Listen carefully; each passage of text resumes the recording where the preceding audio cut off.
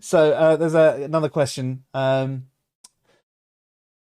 So now back to the topic. This is from LB. Question is always a must in topics, especially on positions. I cannot say it enough that there is a miscommunication issue. Yeah, like we've been discussing in previous weeks. Also, bear in mind when it comes to this stuff, they do not want the full thing or an in-depth deal. They want a short summarized version of it. I mean, that's one of the biggest problems I find with Twitter. People want these super complex topics taken down into 280 characters or whatever the quote limit is these days. And you're just like, right. And then you go give them an 11-page tweet or try and get them to read an article on the topic, and they're just like, no, you need to give me this tiny little thing. I suppose in some respects it could be seen, I mean, it's not what they're doing, but you could say, well, this is what Socrates is trying to do to get a simplistic definition. And you're like, that's fine, but that's his starting point. And I'm happy to give a simplistic definition of, say, atheism or morality or anything that, but then you need to build up from there, because you can start really simply. What is morality? It's principles of good and bad, right and wrong behavior.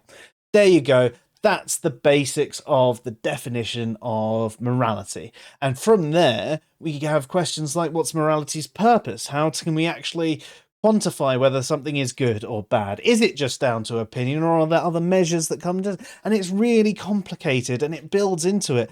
And actually, you can't have these sorts of conversations in a place like Twitter, which is a shame, because I kind of like it as a platform. I've met some great people on Twitter. In fact, everyone who's in the chat room now joining in, every single one of them I've met via Twitter, and these are great people. But they're people that have taken the time to have a conversation, even when we've had disagreements on things. We've built and we've got an understanding. Maybe my opinions changed, maybe their opinions changed, maybe we've agreed to disagree. It doesn't really matter. We've had a good conversation about these topics.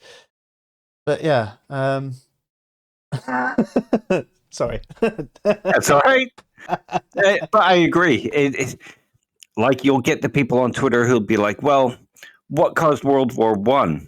And you start to give them a definition of Prussia and all that kind of stuff. And they go, well, if you can't sum it up in 10 words or less, then you don't really know the topic. Yeah. Okay. People. Yeah. You know what I mean? That's an answer, and it's theoretically a correct answer, but it doesn't really describe anything. No, exactly. You have to go on there. I mean, all the political crap. I mean, there you go. There's another answer for you. People and political crap. But again, there is more to it than that. And that's why these conversations get bigger and bigger and bigger. And that's why, one of the main reasons why we write articles, because we like getting involved in these conversations, but they're quite difficult to hold on certain platforms.